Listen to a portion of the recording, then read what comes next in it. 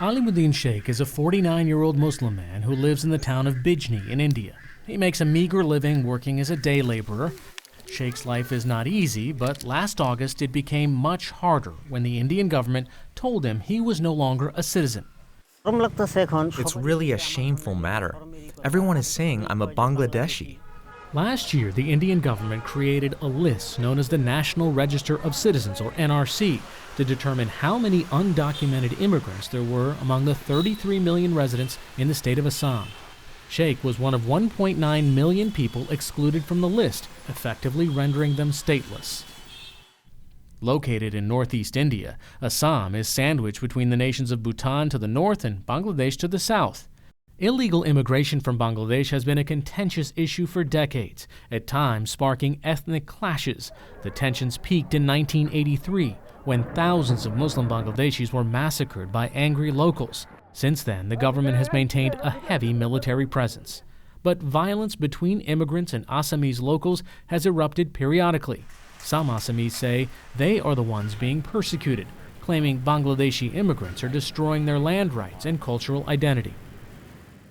From last 40 years, we people of Assam, we are suffering from our political rights, our social rights, economical rights, cultural rights. Everything are taken from us, from these illegal immigrants. Abhijit Sarma is a local businessman who works in Assam's capital of Guwahati and represents a nonprofit called Assam Public Works, which advocates against illegal immigration. He's also the motivator behind the new NRC. Frustrated with immigration, Sarma filed a petition with the Supreme Court in 2009, asking for action on identifying undocumented immigrants in Assam. To solve this problem, find out the illegal immigrants, the Bangladeshis, cut their names from the NRC and make a fresh NRC and a voter list where only Indians can vote Indians. In 2013, he won. India's Supreme Court ordered the local government of Assam to create a new register of citizens in the state. It took 4 years, more than 50,000 government employees, and cost more than $200 million. Residents of Assam were required to apply with documentation proving they or their family had lived in India before 1971, the cutoff date for immigrants to be considered Indian citizens. When the government released the final list of citizens, many were surprised to find their names missing. There are plenty of errors in the government database. Take, for example, the case of Alimuddin Sheikh. Now, the government has a record of his grandfather who was registered in 1951. The government has a record of his dad, registered in 1966. He has tax cards. He has a voter ID. His kids have birth certificates here, and yet he was still rejected. Sheikh says his older brother did make it onto the list. I cannot say why it happened. I submitted the same papers that my elder brother did. Same papers were submitted.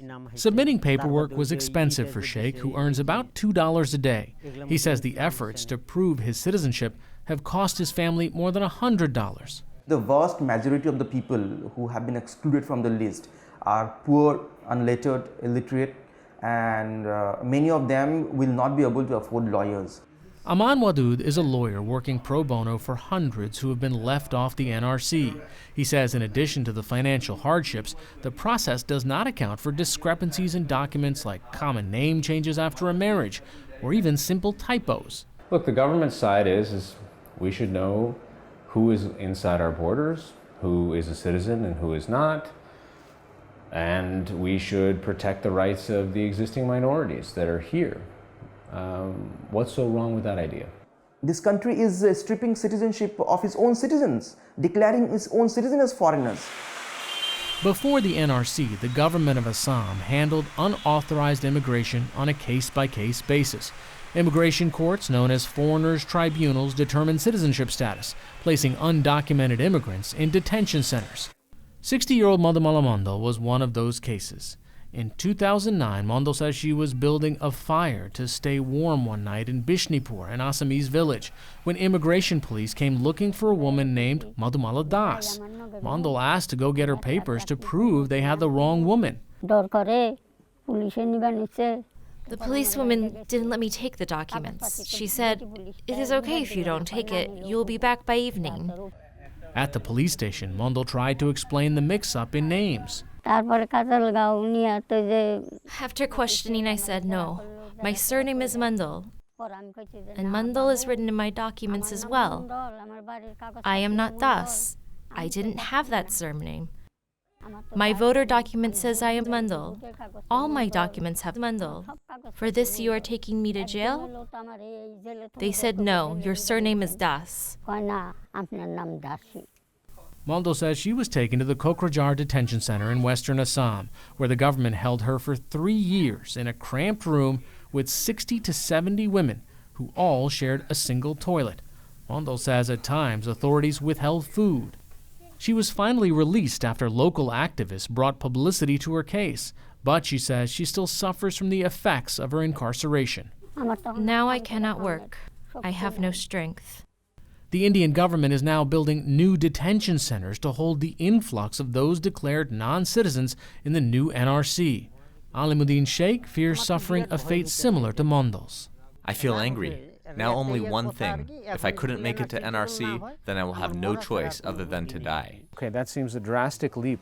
As I have to go and live in the detention camp, have to live in jail, instead of staying there, it is better to die. If a person is declared as a foreigner, it is worse than a death penalty. You might be deprived of right to land, you will be deprived of right to job, you will be denied the basic rights like right to health, right to education. It's a frightening thing to get detained for no fault of yours.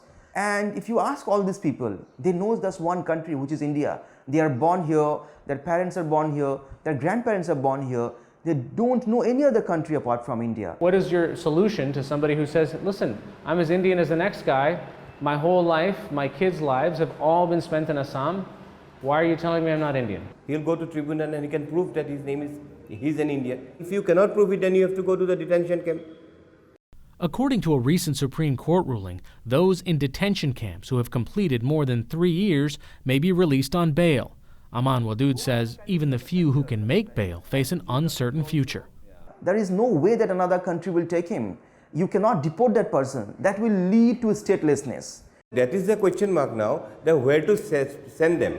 Yeah. We are not saying that you go away from Assam. We are saying you stay here, but you will stay like a third-class citizen.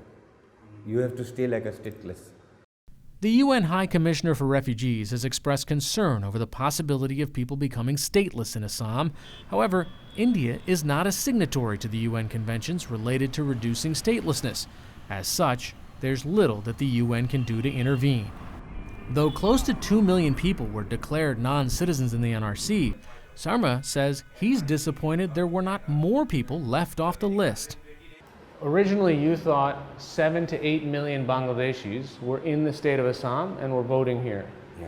But your survey now has found only 2 million people. Yeah. So then what happened to the 7 million? All their names entered in the NRC by fake documents. You think all of these people have fake documents? They have fake documents, they have bribed the officers. Sarma wants the government to re-verify part of the NRC, alleging that Bangladeshi immigrants have made it onto the list using forged documents. Immigration attorney Aman Wadud says the claim of forgeries is false. He says the larger issue is the process unfairly discriminates against those without the means to defend themselves. Most of the peoples are poor, and can people really afford to go to the higher courts? Muslims like Alimuddin Sheikh may be the only ones left off the NRC list who have to wait for their day in court. Hindus, Sikhs, Buddhists, Parsis, Jains, and Christians may be able to take advantage of the new Citizenship Amendment Act for a fast track to citizenship.